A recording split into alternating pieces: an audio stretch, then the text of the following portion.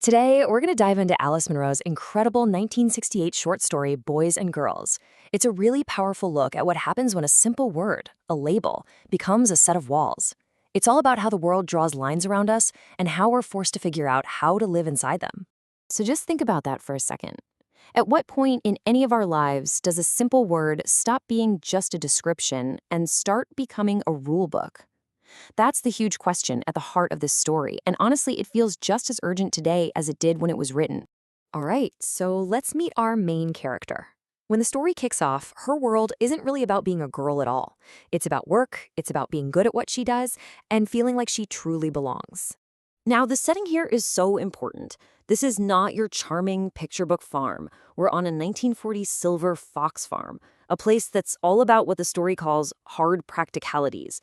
And our narrator, she's completely at home in this tough, demanding, and often really brutal world of raising and killing foxes for their pelts.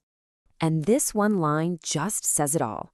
A salesman comes to the farm, and that's how her father introduces her. Now, you might think that's an insult, but for her, it's the best compliment she could ever get. The story says she turns away, red in the face with pleasure, because it means he sees her as skilled, as capable, as one of his own. But here's the thing. Her world isn't really one single place. It's actually split right down the middle into two very different and totally opposing territories.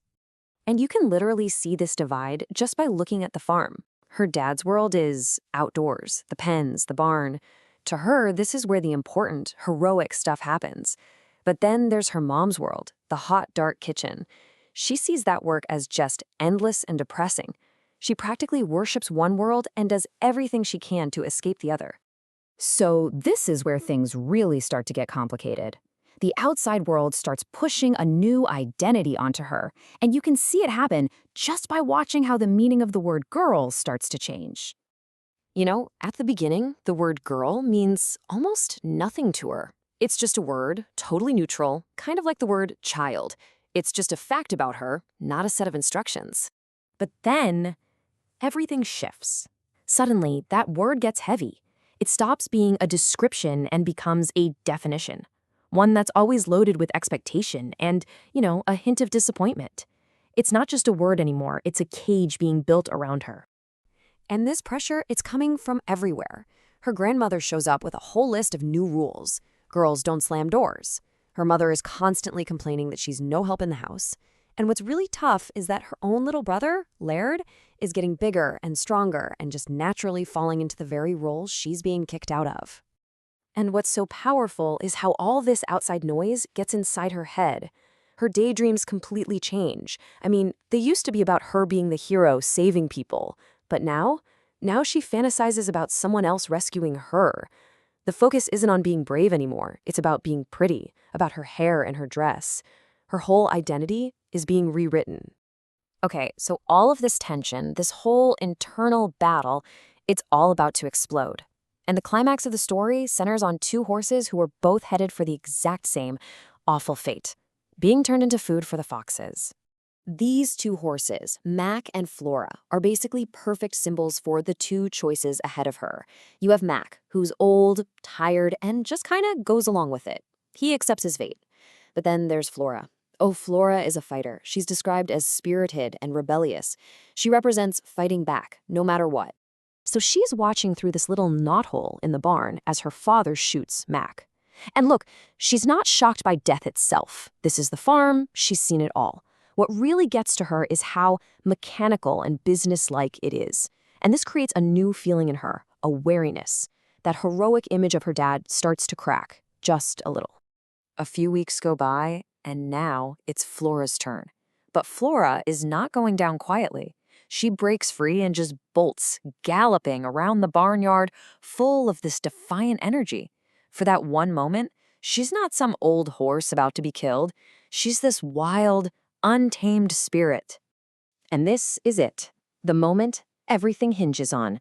Flora is making a break for the lane, the gate is open, and her dad is screaming at her to shut it. She runs, she gets there, and she has a split second to make a choice that's going to change everything. And what does she do?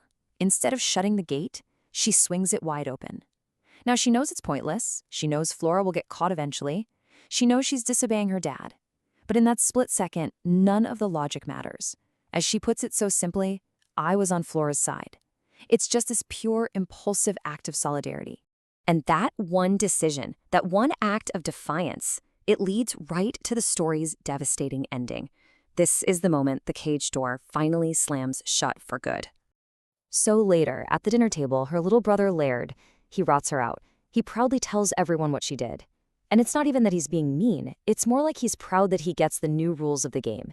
He's showing everyone he's on his father's side now. But it's her father's reaction that is just a gut punch. He isn't mad. He doesn't even yell. He just kind of shrugs and says, almost cheerfully, she's only a girl. It's not a punishment. It's worse.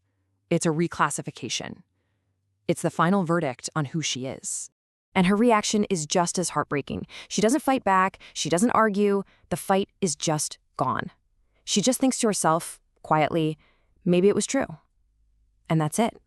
That's the moment of surrender. She accepts the label the world has given her. And that line from her father is so brutal because it does two things at once. On one hand, it's an absolution. It lets her off the hook because, well, what else can you expect from a girl?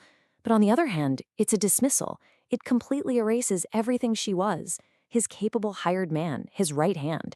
She's been demoted. She's just a girl now. So in the end, this story leaves you with this huge, lingering question. Because Boys and Girls is so much more than just a story about a kid on a farm. It's really about all of us, isn't it?